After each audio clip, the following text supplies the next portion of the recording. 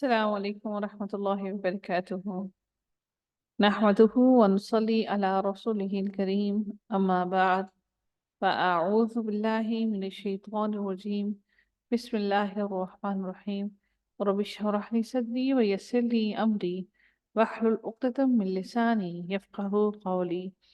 ربنا زدنا علما، اللهم فقهنا في الدين، آمین یا رب العالمین۔ رکوع نمبر 18 کا آغاز ہوتا ہے اور اس کی تفسیر کو دیکھتے ہیں۔ سورہ انعام چل رہی ہے اور پارہ نمبر 7 کا آخری رکوع ہے۔ اللہ رب العزت ارشاد فرماتے ہیں اس رکوع کے اندر کہ اللہ رب العزت وہ ذات ہے کہ جس نے بدیع السماوات والارض، جس نے نئی سرے سے پیدا کیا آسمانوں کو بھی اور زمین کو بھی۔ ویسے تو اللہ تعالیٰ نے ساری کائنات کی تخلیق کی، لیکن اللہ تعالیٰ کا زمین اور آسمان کو نئی سرے سے بنانا اور پھر اس کو ختم کرنا اور پھر اس کو دوبارہ سے نئی سرے سے بنانے پر اللہ تعالیٰ قادر ہے۔ تو اللہ تعالیٰ نے نئی سرے سے تخلیق کی آسمانوں کی بھی اور زمین کی بھی۔ ان یکون لہ ولد، اللہ تعالیٰ ارشاد فرماتے ہیں کہ پھر اگر اللہ تعالیٰ ہی ہے وہ جس نے زمین اور آسمانوں کو پیدا کیا، تو پھر اللہ تعالیٰ کی اولاد کیسے ہو سکتی ہے؟ وَلَمْ تَكُنْ لَهُ صَاحِبَةٌ، کہ اس کی تو کوئی بیوی ہے ہی نہیں۔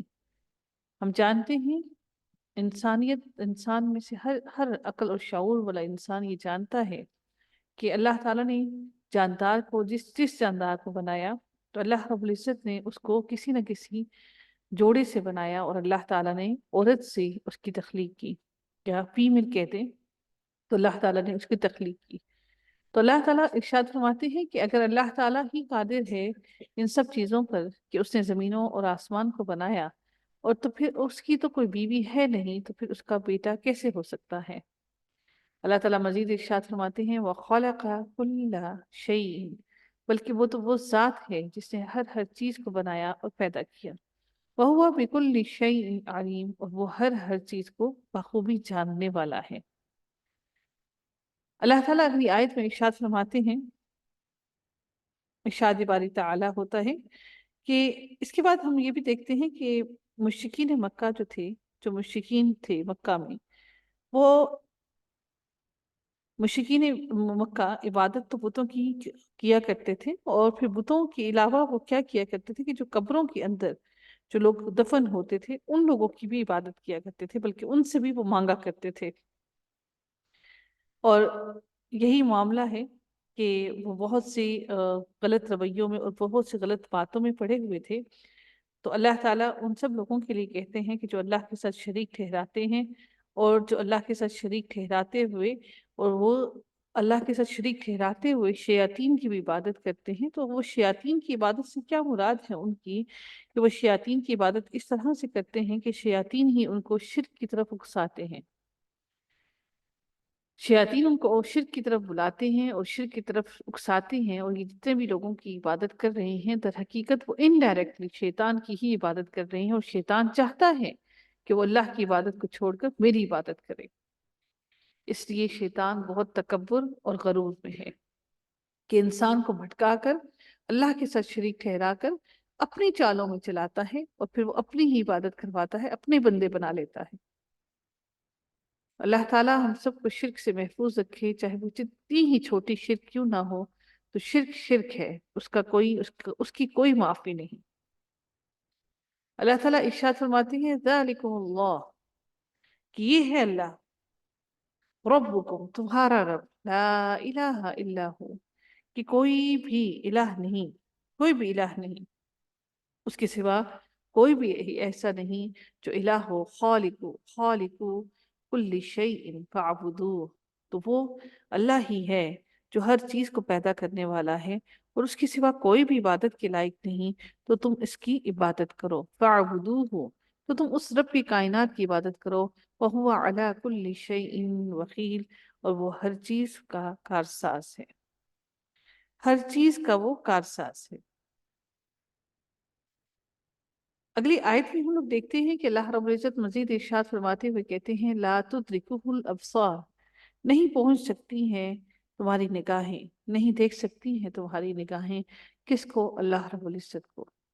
ہماری یہ آنکھیں، ہماری نگاہیں دنیا میں اللہ رب العزت کا دیدار نہیں کر سکتی ہیں۔ اسی بارے میں حضرت عائشہ رضی اللہ تعالیٰ عنہ نے ارشاد فرمایا، حضرت عائشہ رضی اللہ تعالیٰ عنہ فرماتی ہیں کہ جس شخص نے یہ دعویٰ کیا کہ نبی اکرم صلی اللہ علیہ وآلہ وسلم نے شب معراج کی رات کو اللہ تعالیٰ کی زیارت کی اور انہوں نے ان کو دیکھا، تو اس نے قطعاً جھوٹ بولا، کیونکہ اس آیت کی روح سے، یہ جو آیت ہم دیکھتے ہیں لا تدرکہ الابصار، اس کی روح سے ہمیں یہ معلوم ہوتا ہے کہ کوئی بھی انسان، کوئی بھی شخص پیغمبروں سمیت کوئی بھی یہ طاقت نہیں رکھتا، کوئی بھی قدرت نہیں رکھتا کہ وہ اللہ کو دیکھ سکے۔ ہم میں سے کوئی بھی اللہ کو نہیں دیکھ سکتا اس دنیا میں، لیکن انشاءاللہ روز قیامت کے دن سب کے سب لوگ اللہ کا دیدار کریں گے، اور جنت والے اللہ رب العزت کا دیدار کیا کریں گے۔ کچھ جنتی ایسے ہوں گے جو اللہ کا دیدار روزانہ کیا کریں گے، اور کچھ جنتی ایسے ہوں گے جو ہفتے میں ایک دفعہ جمعے والے دن اللہ کا دیدار کیا کریں گے۔ اور جمعے کا دن لوگوں کے لیے شاپنگ کا دن بھی ہوگا جنت میں۔ تو جنت بڑی خوبصورت اللہ تعالیٰ نے بنائی کہ جس کے اندر ہماری وہ ساری خواہشات جو ہم دنیا میں کر رہے ہیں، وہ دنیا میں وہ ہماری خواہشات پوری نہیں ہوتی ہیں، تو وہ خواہشات، ہماری ساری کی ساری خواہشات آخرت میں اللہ تعالیٰ ہمیں جنت میں انشاءاللہ وہ ساری خواہشات پوری ہوں گی۔ آگے ارشاد ہوتا ہے وَهُوَ يُدْرِكُ الْأَبْصَارَ، آگے اللہ تعالیٰ ارشاد فرماتے ہیں کہ اور وہ سب نگاہوں کو محیط ہوئے ہے، یعنی کہ وہ ہر ایک کی نگاہ کو وہ دیکھے ہوئے ہے، وہ جانتا ہے ہر ایک کی نگاہ کو، ہر ایک کو وہ دیکھ رہا ہے۔ وَهُوَ اللَّطِيفُ الْخَبِيرُ، اور وہی بڑا باریک بین اور باخبر ہے، وہ باریک بین بھی ہے اور وہ باخبر بھی ہے۔ در حقیقت جو بصائر ہے وہ لفظ بصیرتن کی جمع ہے، جو اصل میں در حقیقت دل کی روشنی کا نام ہے۔ بصیرت جو ہے وہ دل کی روشنی کا نام ہے، یعنی کہ دل کی روشنی انسان کو کس سے ملتی ہے؟ ہدایت سے ملتی ہے۔ تو ہدایت کا جو راستہ ہے وہ انسان کا جب دل روشن ہوتا ہے اس سے انسان کو ملتا ہے۔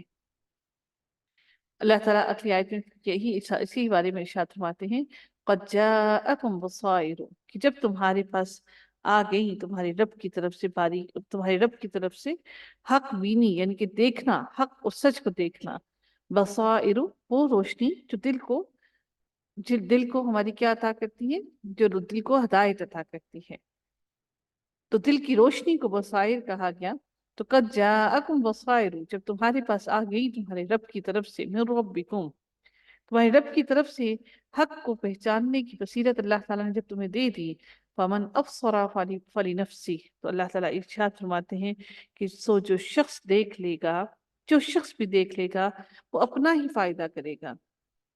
جو اس بصیرت کو، یعنی کہ جو اس ہدایت کو دیکھ لے گا، جو اپنے دل کو اس سے روشن کر لے گا، وہ اپنا ہی فائدہ کرے گا۔ وَمَنْ عَمِيَ فَعَلَيْهَا، تو اللہ تعالیٰ آگے مزید ارشاد فرماتے ہیں اور جو شخص اندھا رہے گا، جو اس ہدایت کو نہیں دیکھے گا، تو وہ اپنا ہی نقصان کرے گا، وہ اس میں اللہ رب العزت کا کوئی نقصان نہیں کرے گا۔ وما انا علیکم بحفیظ، تو اللہ تعالیٰ ارشاد فرماتے ہیں نبی کریم صلی اللہ علیہ وآلہ وسلم کو کہ اور میں تمہارا نگران نہیں ہوں۔ اور نبی کریم صلی اللہ علیہ وسلم کیا ارشاد فرماتے ہیں وما انا علیکم بحفیظ، کہ میں تمہارے پر نگران نہیں ہوں۔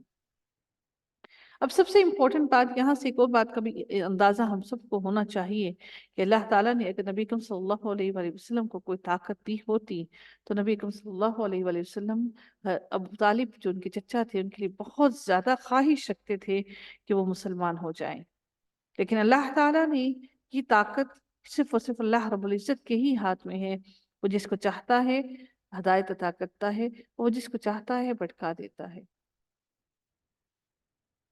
اللہ تعالیٰ اگلی آیت میں ارشاد فرماتے ہیں وَكَذَلِكَ نُصَرِّفُ الْآيَاتِ، ہم اس طور پر دلائل کو مختلف پہلوؤں سے بیان کرتے ہیں، پھیر کر اپنی آیات کو بیان کرتے ہیں۔ پھیر کر بیان کرنے کا مقصد کیا ہے؟ کہ مختلف انداز سے بیان کرتے ہیں۔ وَلِيَقُولُوا دَرَسْتَ وَلِنُبَيِّنَهُ لِقَوْمٍ يَعْلَمُونَ، اور پھر اللہ تعالیٰ آگے ارشاد فرماتے ہیں کہ تاکہ یہ یوں کہیں، کون؟ وہ جو مشرکین مکہ ہیں، کافر ہیں، کہ وہ یوں کہیں کہ آپ نے کسی سے پڑھ لیا ہے، کیونکہ نبی اکرم صلی اللہ علیہ وسلم امی تھے، وہ پڑھے لکھے نہیں تھے۔ درست تھا کہ آپ نے کسی سے پڑھ لیا ہے، تعلیم حاصل کر لی، کسی سے سیکھ لیا ہے۔ وَلِنُبَيِّنَهُ لِقَوْمٍ يَعْلَمُونَ، تو اللہ تعالیٰ ارشاد فرماتے ہیں اور تاکہ ہم ان کو دانش مندوں کے لیے خوب ظاہر کر دیں۔ وہ لوگ جو علم رکھتے ہیں ہم ان کے سامنے یہ بیان کر دیں، وہ یہ سب لوگ جان لیں کہ اب نبی اکرم صلی اللہ علیہ وآلہ وسلم وہ امی نہیں ہیں جن کو وہ لوگ سمجھتے تھے کہ ان کو کوئی علم نہیں ہے۔ تاکہ نبی اکرم صلی اللہ علیہ وآلہ وسلم کو اللہ رب العزت نے اتنی فصاحت ان کی زبان کو عطا کی کہ وہ سارے کے سارے لوگ جو خود کو دانشور سمجھتے تھے وہ نبی اکرم صلی اللہ علیہ وآلہ وسلم کے سامنے خاموش ہو جاتے۔ اتبع ما اوحی الیک من ربک، اللہ تعالیٰ ارشاد فرماتے ہیں کہ آپ خود اس طریقے پر چلتے رہیے جو ہم نے آپ کی طرف وحی کیا ہے، جس کی وحی آپ کے رب تعالیٰ کی طرف سے ہوئی ہے، آپ کے پاس وہ وحی آ گئی ہے، آپ اس پر اتباع کرتے رہیے، اس پر چلتے رہیے۔ لا الہ الا ہو، اور اللہ تعالیٰ کے سوا کوئی بھی عبادت کے لائق نہیں، کوئی بھی الہ نہیں ہے۔ وَأَعْرِضْ عَنِ الْمُشْرِكِينَ، اور مشرکین کی طرف خیال نہ کیجیے، ان سے اعراض کیجیے، کیونکہ وہ چاہتے ہیں کہ آپ کو ہدایت کے رستے سے ہٹا دیں اور آپ کو گمراہی کے رستے پر ڈالنا چاہتے ہیں۔ وَلَوْ شَاءَ اللَّهُ مَا أَشْرَكُوا، اللہ تعالیٰ ارشاد فرماتے ہیں اور اگر اللہ تعالیٰ کو یہ منظور ہوتا، اللہ تعالیٰ چاہتا تو یہ سب کے سب لوگ شرک نہ کرتے، یہ سب کے سب لوگ ایمان لے آتے اور سب کے سب اللہ واحد کو مان لیتے۔ وَمَا جَعَلْنَاكَ عَلَيْهِمْ حَفِيظًا، اللہ تعالیٰ ارشاد فرماتے ہیں کہ اور ہم نے آپ کو ان کا نگران نہیں بنایا، ہم نے آپ کو ان پر کسی پر بھی نگہبان نہیں بنایا۔ وہی بات جو میں نے آپ کو کہی کہ نبی اکرم صلی اللہ علیہ وآلہ وسلم کو اللہ تعالیٰ اگر یہ طاقت دیتے وہ سب سے پہلے اپنے چچا کو مسلمان کروا لیتے، لیکن اللہ تعالیٰ ارشاد فرماتے ہیں کہ وَمَا جَعَلْنَاكَ عَلَيْهِمْ حَفِيظًا، ہم نے آپ کو ان پر نگران نہیں بنایا، آپ کا کام صرف اور صرف میرا پیغام پہنچا دینا ہے۔ وَمَا أَنْتَ عَلَيْهِمْ بِوَكِيلٍ، اللہ تعالیٰ ارشاد فرماتے ہیں اور نہ آپ ان پر مختار ہیں، نہ آپ ان پر کوئی اختیار رکھتے ہیں۔ وَلَا تَسُبُّوا الَّذِينَ يَدْعُونَ مِن دُونِ اللَّهِ، اللہ تعالیٰ ارشاد فرماتے ہیں آگے کہ وَلَا تَسُبُّوا، اور نہ تم گالی دو ان کو جن کو یہ لوگ اللہ کے سوا پکارتے ہیں۔ اگر تم ان کو گالیاں دو گے جن کو یہ اللہ کے ساتھ شریک ٹھہرا کر پکارتے ہیں تو پھر یہ بھی کیا کریں گے کہ پھر یہ بھی زیادتی میں حد سے بڑھ جائیں گے اور پھر یہ تمہارے رب اللہ کو گالیاں دیں گے اور وہ جس کا یہ علم نہیں رکھتے اتنا آگے بڑھ جائیں گے۔ اسی لیے نبی اکرم صلی اللہ علیہ وآلہ وسلم نے فرمایا کہ تم میں سے کوئی بھی اپنے والدین کو گالیاں نہ دے۔ تو صحابہ کرام نے پوچھا کہ ایسا بھی کون بدبخت ہوگا جو اپنے والدین کو گالیاں دے گا؟ تو انہوں نے فرمایا کہ جب تم میں سے کوئی بھی کسی کو گالی دیتا ہے تو پھر وہ بات آ کر اس کے والدین پر پہنچتی ہے، کیونکہ اگر کوئی گالی دے گا تو پھر ڈیفینیٹلی ان ریٹرن وہ بھی اس کو جواب دے گا۔ اس لیے اللہ رب العزت نے بہت سختی سے منع فرمایا کہ تم گالم گلوچ مت کرو۔ كَذَلِكَ زَيَّنَّا لِكُلِّ أُمَّةٍ عَمَلَهُمْ، اللہ تعالیٰ ارشاد فرماتے ہیں کہ اسی طرح ہم نے مزین کر دیے، خوبصورت کر دیے اعمال ہر امت کی ان کے لیے، چاہے وہ کافر ہوں چاہے وہ مسلمان ہوں، اللہ تعالیٰ نے ہر طریقوں کو ان کے لیے مرغوب کر دیا، اچھا بنا دیا کہ وہ یہی سمجھے کہ ہم تو ہدایت پر ہیں۔ ثم إلى ربهم مرجعهم فينبئهم بما كانوا يعملون، اللہ تعالیٰ ارشاد فرماتے ہیں کہ پھر اپنے رب ہی کے پاس ان کو جانا ہے، سو وہ ان کو بتلا دے گا جو کچھ بھی وہ کیا کرتے تھے، جو کچھ بھی انہوں نے عمل کیا، اللہ تعالیٰ ان کو سب کچھ بتائے گا۔ وَأَقْسَمُوا بِاللَّهِ جَهْدَ أَيْمَانِهِمْ، اور وہ اللہ تعالیٰ ارشاد فرماتے ہیں کہ اور ان لوگوں نے قسموں میں بڑا زور لگا کر اللہ تعالیٰ کی قسم کھائی۔ وَأَقْسَمُوا بِاللَّهِ، قسم کھائی، جَهْدَ أَيْمَانِهِمْ، بڑا زور لگا کر پکی قسمیں کھائیں۔ لَإِنْ جَاءَتْهُمْ آيَاتٌ لَيُؤْمِنُنَّ بِهَا، وہ کیا قسمیں کھاتے تھے؟ نبی اکرم صلی اللہ علیہ وآلہ وسلم سے بار بار وہ مانگتے تھے کہ ہمیں کوئی معجزہ دکھائیے۔ کیسا معجزہ؟ بالکل ایسا ہی معجزہ جیسے کہ اللہ تعالیٰ نے حضرت موسیٰ علیہ السلام کو عصا دیا، ایسا ہی معجزہ جیسے سمود کی قوم نے کیا کیا کہ انہوں نے مانگا معجزہ، تو انہوں نے کیا کیا، اونٹنی جب پہاڑ سے نکلی تو انہوں نے ایک معجزہ دکھا، اور انہوں نے اللہ تعالیٰ سے انہوں نے یہ بھی مانگا تھا کہ اونٹنی ایسی اونٹنی ہو جو جو حاملہ ہو اور جلدی بچہ جنم دے۔ تو ایسی ہی حجتیں یہ بھی بیان کر رہے تھے، اور وہ قسمیں اٹھا رہے تھے اللہ تعالیٰ کی، اگر تم ایسا کوئی بھی معجزہ لے آؤ تو ہم ایمان لے آئیں گے۔ جاءتہم آیات لا یؤمنون بہا، تو ہم پھر ایمان لے آئیں گے ان ساری نشانیوں پر۔ اب اللہ تعالیٰ آگے نبی اکرم صلی اللہ علیہ وآلہ وسلم کو ارشاد فرماتے ہوئے کہتے ہیں، قل، آپ کہہ دیجئے، انما الآیات عند اللہ، کہ ساری کی ساری نشانیاں، سارے کے سارے احکامات تو اللہ کے پاس ہیں۔